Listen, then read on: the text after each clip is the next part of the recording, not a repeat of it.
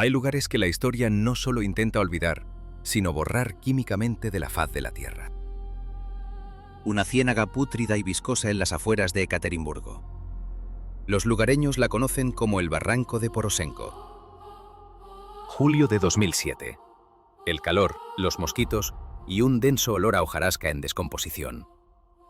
Un equipo de investigadores aficionados y arqueólogos, armados con detectores de metales y sondas de acero, peina el terreno, cuadrícula a cuadrícula. Buscan espectros. Buscan aquello que la historia oficial soviética calificó de ficción.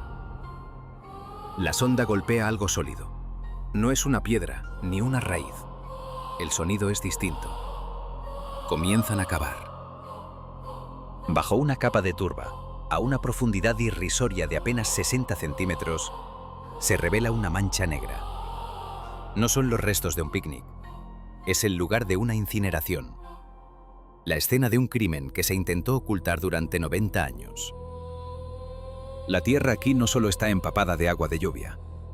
Análisis químicos posteriores revelarán una concentración extrema de ácido sulfúrico. Entre los carbones mezclados con la tierra, los arqueólogos encuentran fragmentos.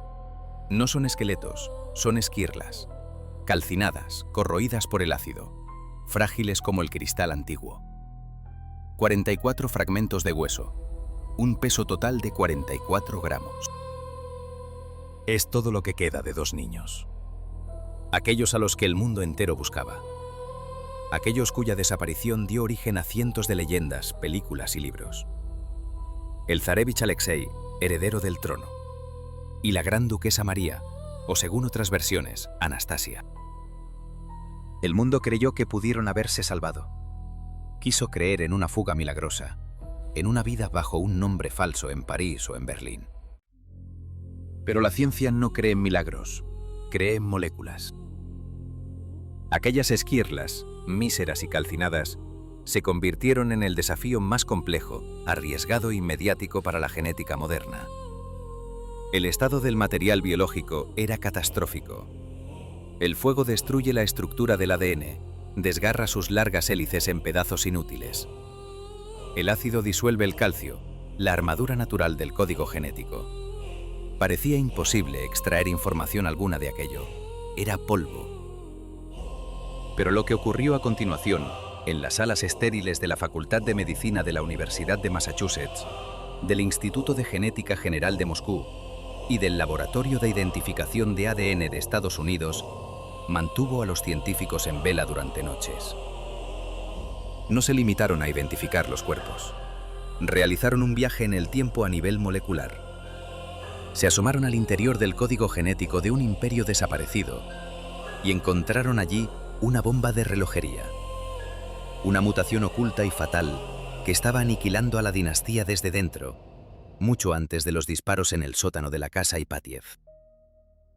Los resultados de los nuevos análisis, llevados a cabo con tecnologías de secuenciación de nueva generación, revelaron algo que obligó a historiadores y médicos a reescribir la cronología de la caída del Imperio ruso. El destino no solo se escribe con pólvora, a veces ya está codificado en la sangre, esperando su momento en el implacable avance de las generaciones. No fue una simple prueba de paternidad, fue el diagnóstico de toda una era. Un diagnóstico que resonó como una sentencia. Para comprender la tarea que afrontaron los genetistas en el año 2007, es necesario regresar a aquella noche. La noche del 17 de julio de 1918. Ekaterimburgo, la casa de propósito especial, el hogar de la familia Ipatiev. El sótano. Una habitación de 5 por 6 metros. Papel pintado con un discreto motivo floral y una única ventana enrejada a ras de suelo. 11 personas. Los 7 miembros de la familia Romanov, el Dr. Vodkin y 3 de sus sirvientes. Los habían despertado con un pretexto. Había disturbios en la ciudad, les dijeron, y debían bajar al sótano por su propia seguridad. Frente a ellos, se formó un pelotón de fusilamiento. Letones y agentes de la Checa. Yurovsky leyó la sentencia. Nicolás apenas tuvo tiempo de preguntar ¿qué? Lo que ocurrió a continuación Los criminalistas lo describen como una carnicería caótica en un espacio cerrado. La primera descarga. El humo de la pólvora inundó al instante la angosta habitación, reduciendo la visibilidad a cero. Gritos, lamentos, disparos descontrolados. Pero el hecho más insólito se descubriría mucho más tarde, al analizar los restos hallados en la primera fosa en 1991 y al estudiar los informes de los propios asesinos. Las balas no mataban a las grandes duquesas, rebotaban en sus cuerpos. Los verdugos, hombres supersticiosos, quedaron horrorizados. Creían que las jóvenes estaban hechizadas, que eran inmunes a las balas. Pensaron que era misticismo. Pero era física. Más tarde, mientras desnudaban los cuerpos en el bosque, se desveló el secreto. En los corsés de las jóvenes se habían cosido diamantes, kilogramos de piedras preciosas, perlas, diamantes, monedas de oro. Llevaban consigo toda su fortuna con la esperanza de poder escapar. Era el chaleco antibalas más caro de la historia. Los diamantes, la materia más dura de la Tierra, pulverizaban las balas de plomo, convirtiéndolas en metralla, pero impedían que alcanzaran los órganos vitales. Esto prolongó la agonía de las jóvenes durante decenas de minutos. Tuvieron que rematarlas con bayonetas y culatas de fusil. Los cráneos encontrados en 1991 muestran las terribles marcas de los golpes en los huesos faciales. A Alexei, que yacía en el suelo incapaz de mantenerse en pie por un ataque de su enfermedad, lo remataron con varios disparos en la cabeza. Pero el asesinato fue solo el principio. La principal tarea de la checa era ocultar los cuerpos, borrar la memoria. Trasladaron los cadáveres al bosque, a un lugar conocido como Gani Nayama. Los arrojaron a una mina, pero resultó ser poco profunda. El agua helada impidió que los cuerpos se hundieran. Los campesinos de la zona podrían encontrarlos. Yurovsky tomó una decisión. Había que volver a enterrarlos. La noche siguiente, recuperaron los cuerpos para llevarlos a otro lugar. El camión quedó atascado en el barro del barranco de Porosienkov. Y fue entonces cuando comenzó la operación de aniquilación. Los bolcheviques conocían la química. Disponían de 170 litros de ácido sulfúrico y varios barriles gasolina. Decidieron incinerar 2 de los cuerpos hasta reducirlos a la nada, para así confundir a los futuros investigadores sobre el número total de víctimas. La elección recayó sobre Alexei y una de las duquesas, María o Anastasia. Los quemaron en una pira durante horas, rociándolos con ácido. El ácido disuelve la materia orgánica, transforma el calcio de los huesos en una masa informe. Después, destrozaron los restos con palas y los mezclaron con la tierra. Intentaron disolver la historia en ácido y reducirla a cenizas. Pretendían borrar no solo los cuerpos, sino el recuerdo mismo. Pero la tierra guarda sus secretos con una paciencia inmemorial. Y la verdad, como los fragmentos de hueso que se negaron a desaparecer, siempre encuentra la forma de salir a la luz. Los otros 9 cuerpos fueron enterrados bajo el propio camino, cubiertos apresuradamente con traviesas de ferrocarril. Creían haber borrado todo rastro. Pensaban que la química era más poderosa que la historia, pero ignoraban una verdad fundamental. La biología molecular ve aquello que escapa al ojo humano. No pudieron quemar el ADN. No pudieron destruir el código que unía a estas personas con la reina Victoria, con Pedro el Grande, con la historia entera de Europa. Año 2007. Sobre la mesa de un genetista, 44 gramos de hueso. Era un desafío monumental. Trabajar con ADN antiguo es siempre un riesgo. Pero trabajar con el ADN de los Romanov era caminar por un campo de minas, bajo la atenta mirada de las cámaras del mundo entero. La responsabilidad era colosal. Las muestras del segundo enterramiento, las de Alexei y María, fueron enviadas al laboratorio del doctor Yevgeny Rogaev en el Instituto de Genética General de Moscú y al laboratorio de Michael Koval en las Fuerzas Armadas de los Estados Unidos. La tecnología empleada. Secuenciación de nueva generación. No se trata de una simple lectura de genes, sino de un escaneo masivo y paralelo. El ordenador procesa millones de fragmentos de ADN de forma simultánea, ensamblándolos en una única imagen como un puzzle gigantesco de 1000 millones de piezas. El principal problema: la contaminación. Durante 90 años bajo tierra, los huesos habían absorbido el ADN de bacterias, hongos, gusanos y raíces de plantas. Y lo que era aún peor, el ADN de los propios investigadores que los exhumaron. El 99% del material genético obtenido era ruido biológico. Los científicos debían encontrar ese exiguo 0,1% de genoma humano que pertenecía inequívocamente a los Romanov. Buscaron el ADN mitocondrial. No se encuentra en el núcleo de la célula, sino en las mitocondrias, sus centrales energéticas.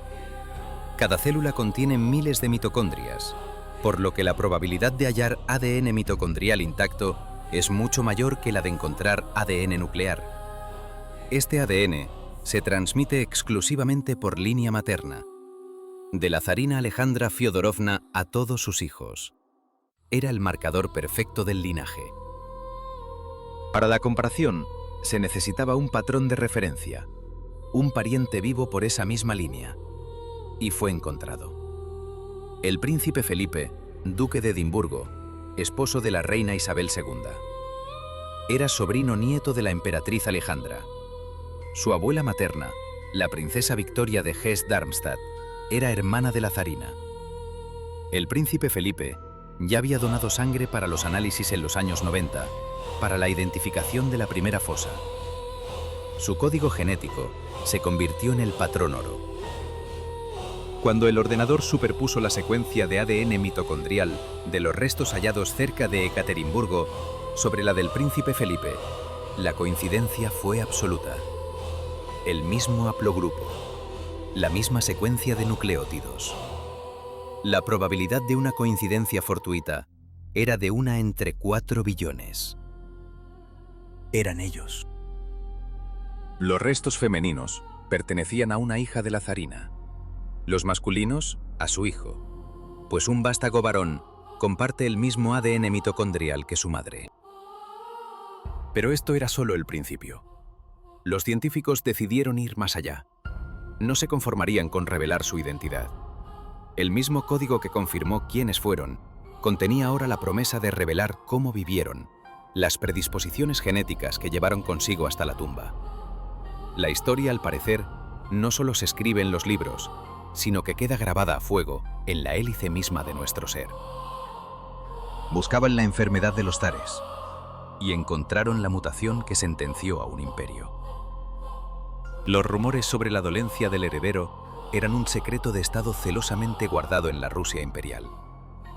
Pero toda la corte sabía que el niño estaba enfermo. Sufría la llamada enfermedad real, la hemofilia.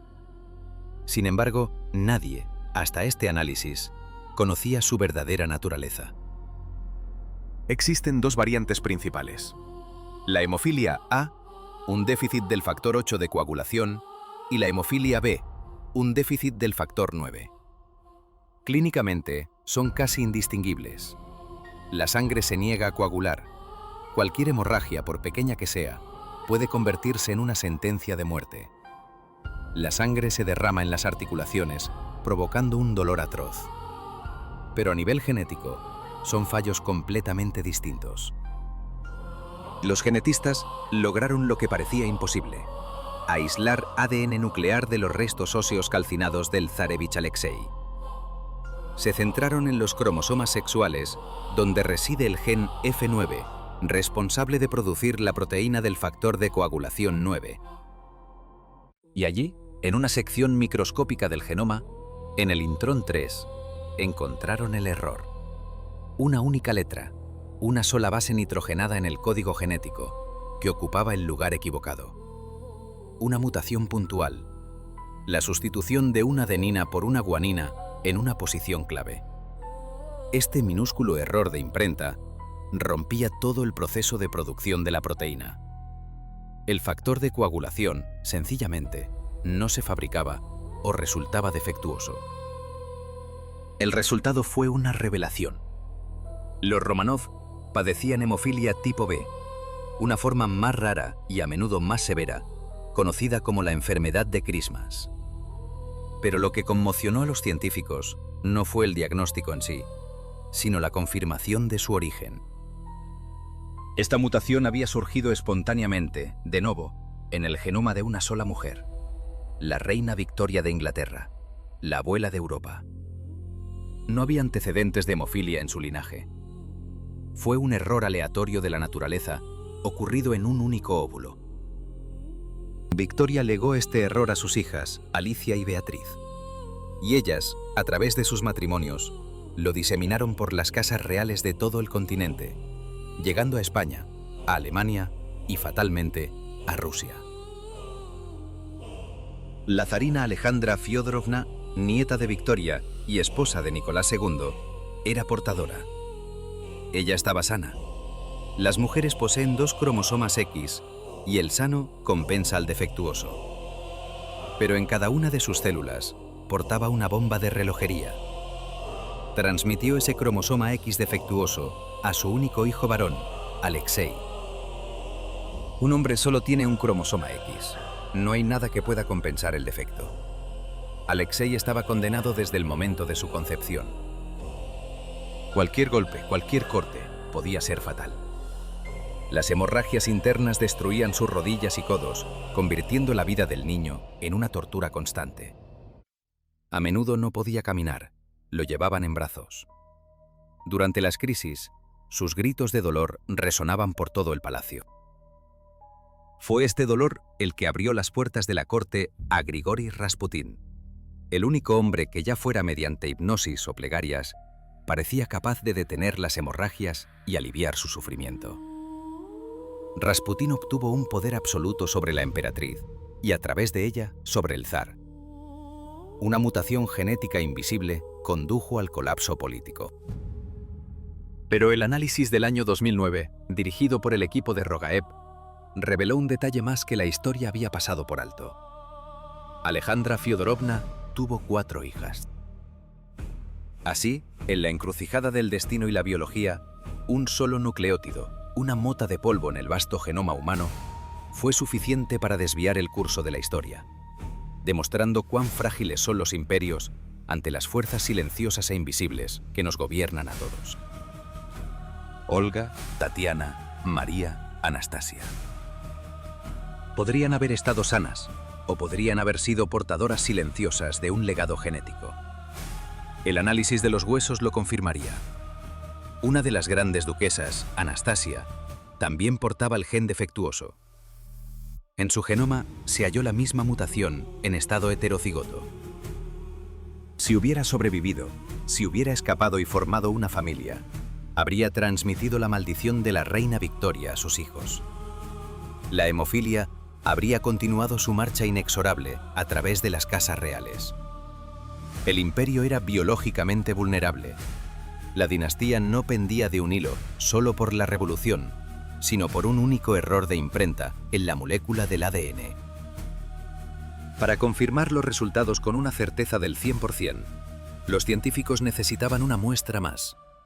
Una muestra de cuya autenticidad nadie pudiera dudar. La prueba definitiva. Y esa muestra se encontró en el Hermitage. La camisa de Nicolás II, la misma que llevaba puesta en 1891 durante su viaje a Japón, cuando aún era zarevich. El incidente de Otsu.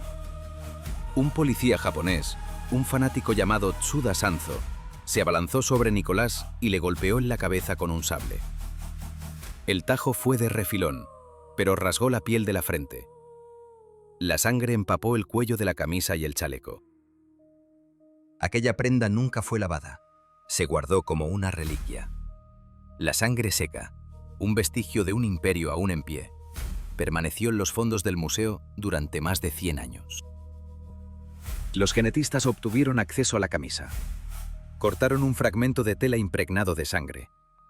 Extraer ADN de una mancha con un siglo de antigüedad es más sencillo que de un hueso calcinado, pero dista mucho de ser una tarea simple.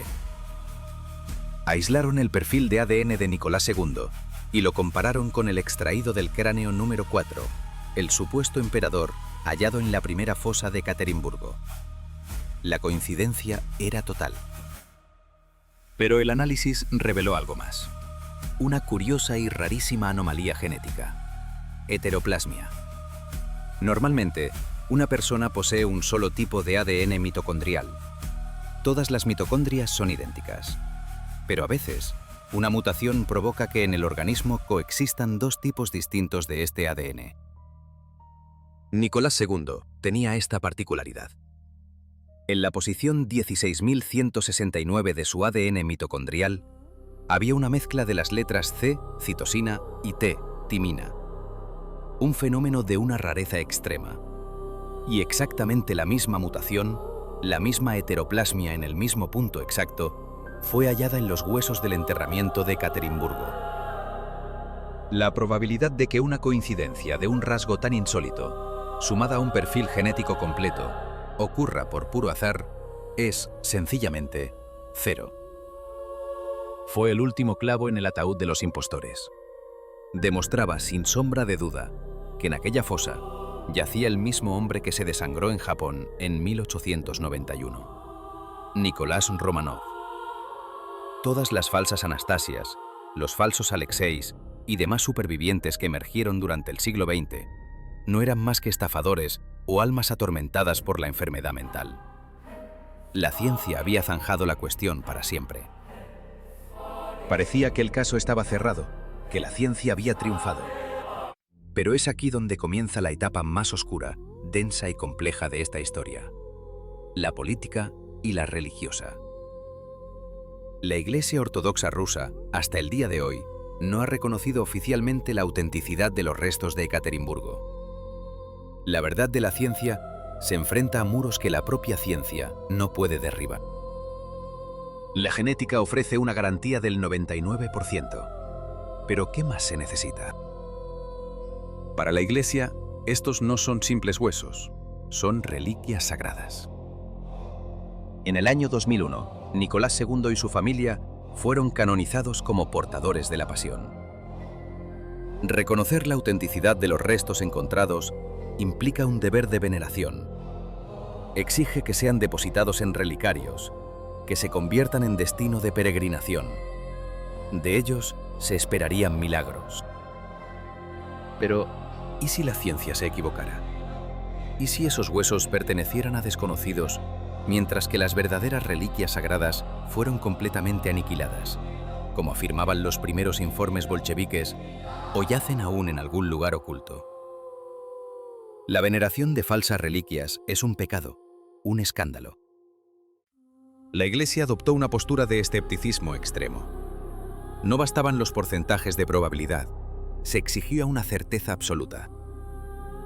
En 2015, bajo la presión del patriarcado, el Comité de Investigación reabrió el caso.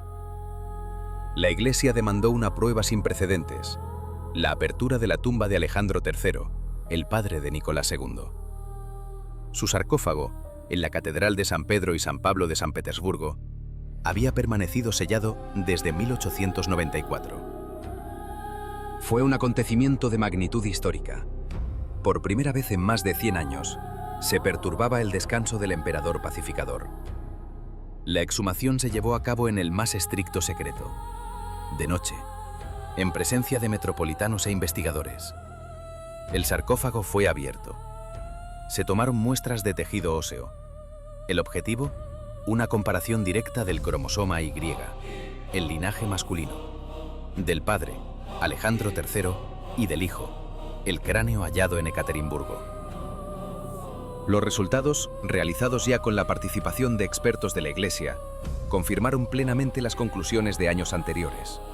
El cromosoma Y era idéntico. Alejandro III era el padre biológico del hombre cuyos huesos fueron encontrados en los Urales. La ciencia había entregado a la Iglesia su garantía del 100%. Pero ni siquiera entonces llegó el reconocimiento oficial. Los restos de los hijos, Alexei y María, hallados en 2007, siguen sin recibir sepultura.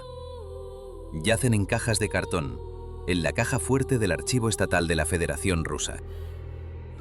Es una situación singular, absurda. Santos, reconocidos como mártires, cuyos iconos cuelgan en cada templo, permanecen en una estantería como pruebas materiales en un caso sin cerrar. La burocracia eclesiástica, la desconfianza hacia la ciencia secular y el miedo al error han demostrado ser más fuertes que los hechos. Es una tragedia que continúa. Incluso después de la muerte, la familia permanece dividida. ¿Por qué el mundo se aferró durante tanto tiempo, con tanta desesperación, al mito de la supervivencia de Anastasia? ¿Por qué la aparición de Anna Anderson, una obrera polaca llamada Franziska Sankowska, y de decenas de otras impostoras, provocó semejante fascinación? Historiadores y psicólogos lo interpretan como un trauma colectivo. El fusilamiento de la familia imperial fue un acto tan brutal, tan insensato y sangriento, el asesinato de niños rematados a bayonetazos, que la conciencia humana se negaba a aceptarlo. Necesitábamos un final feliz. Necesitábamos un milagro. Necesitábamos creer que la inocencia podía de algún modo escapar de la trituradora de la historia. El análisis genético del año 2007 aniquiló esa última esperanza. La ciencia, en su búsqueda de la verdad, a veces nos obliga a mirar de frente a los abismos que preferiríamos ignorar. Fue brutal y fue definitivo. La ciencia demostró que en aquella fosa estaban todos. Nadie se salvó. Nadie huyó al bosque. Nadie fue rescatado por un comisario compasivo. Todos los miembros de la familia. Nicolás, Alejandra, Olga, Tatiana, María, Anastasia, Alexei. Junto a ellos, el doctor Vodkin, el cocinero Haritonov, el lacayo Trup y la doncella Demidova. Las 11 personas concluyeron su viaje en un pantano, bajo un puente improvisado con traviesas de ferrocarril. El análisis de ADN no solo reveló la identidad de cada uno, sino también la disposición de sus cuerpos. La familia fue separada, incluso después de la muerte. Alexei y María, los más jóvenes, fueron incinerados aparte, a un lado. Un intento deliberado de confundir a futuros investigadores sobre el número total de víctimas. Los bolcheviques actuaron como criminales profesionales, borrando meticulosamente sus huellas. Su objetivo era que la tumba jamás fuese encontrada, que aquel lugar nunca se convirtiera en un santuario de peregrinación. Pero no contaron con un factor crucial.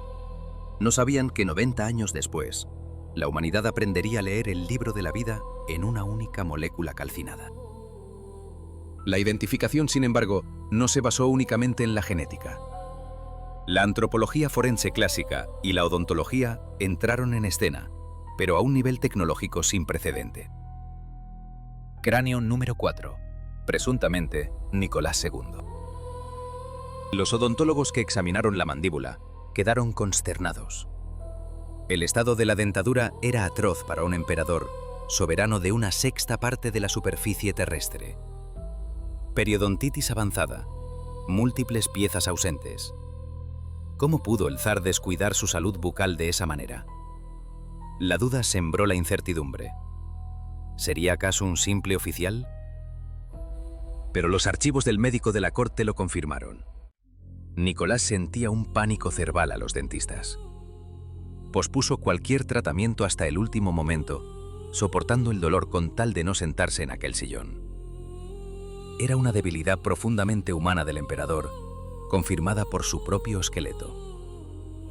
En cambio, el cráneo número 7, el de Alejandra Fyodorovna, desveló una sorpresa de naturaleza muy distinta. Un trabajo exquisito, casi de orfebrería. Carillas de platino, puentes de oro, coronas de porcelana de la más alta calidad. Una odontología de vanguardia que en la Rusia de principios del siglo XX estaba al alcance de unos pocos elegidos. Se convertía en otra prueba física irrefutable del elevado estatus de las víctimas. Pero el hallazgo más aterrador provino de los dientes de los niños. Los cráneos de las grandes duquesas mostraban empastes recientes, bien realizados. El horror residía en otro detalle. Al ser golpeadas en el rostro con la culata de un fusil, los cráneos presentan terribles traumatismos faciales infligidos en vida o inmediatamente después de la muerte. Los dientes se hicieron añicos. El análisis de las micropartículas de esmalte y raíz permitió reconstruir sus últimos instantes. Fueron golpeadas en la cara, sus rostros desfigurados hasta convertirlos en una masa irreconocible. Era un odio que trascendía la mera ejecución política. Era la furia personal, de clase, casi animal, de los verdugos. Estaban aniquilando la belleza. Durante la investigación, emergió otro episodio con tintes de novela policíaca. En Japón, en el Museo de la ciudad de Otsu, se conserva un pañuelo, aquel con el que vendaron la cabeza de Nicolás tras un intento de asesinato en 1891. Los verdugos no solo buscaron borrar vidas, sino la memoria misma. Redujeron un imperio a fragmentos de hueso y ceniza, con la esperanza de imponer el olvido. Pero fracasaron. De esos mismos fragmentos, la ciencia extrajo una historia indeleble. Una verdad escrita no en los anales del poder, sino en el lenguaje íntimo del esmalte y el platino, del miedo y el dolor. Un testimonio final de que ni el ácido ni el fuego pueden aniquilar por completo la identidad, y que la historia, por mucho que se intente sepultar, siempre encuentra la forma de volver a la superficie. Quedó sangre, y quizás un fragmento de hueso. En la década de 2000, un equipo de genetistas japoneses, liderado por el profesor Tatsuo Nagai, sometió el pañuelo a su propio análisis. Su conclusión fue una bomba. El ADN del pañuelo no coincidía con el de los restos hallados en Ekaterimburgo. La noticia desató el pánico y a la vez el júbilo entre los teóricos de la conspiración. El zar no era el zar. Sin embargo, la verdad era más prosaica.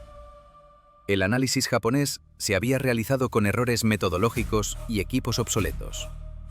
Peor aún, la muestra estaba irremediablemente contaminada por las manos de incontables trabajadores de museos a lo largo de 100 años. Científicos rusos y estadounidenses revisaron los datos. Demostraron que la pista japonesa era un espejismo, un simple error de interpretación. Pero aquel episodio reveló la fragilidad del universo de las pruebas genéticas. Un solo alelo mal leído, un único error de un técnico de laboratorio, y la historia misma puede ser reescrita. Hoy el consenso científico es absoluto. Pero el incidente japonés obligó a los científicos a verificar cada paso, no una, sino 1000 veces. No tenían derecho a equivocarse. El análisis de ADN de los restos de los Romanov se convirtió en la investigación forense más extensa, costosa y meticulosa de la historia de la humanidad. Unió a expertos de Rusia, Estados Unidos, el Reino Unido y Austria. Empleó métodos desarrollados para identificar a las víctimas de los atentados del 11 de septiembre en Nueva York. Demostró que la ciencia puede arrancar la verdad incluso del fuego, del ácido y del pantano. Descubrimos que el heredero estaba genéticamente condenado, que su enfermedad no era la maldición de un hechicero, sino un defecto en el gen F9. Descubrimos que la zarina era, sin saberlo, portadora de la muerte para su propio hijo. Descubrimos que Anastasia nunca escapó. Y descubrimos que en aquella tumba yacían, sin lugar a dudas, aquellos a quienes se buscaba. Pero esta historia deja un regusto amargo.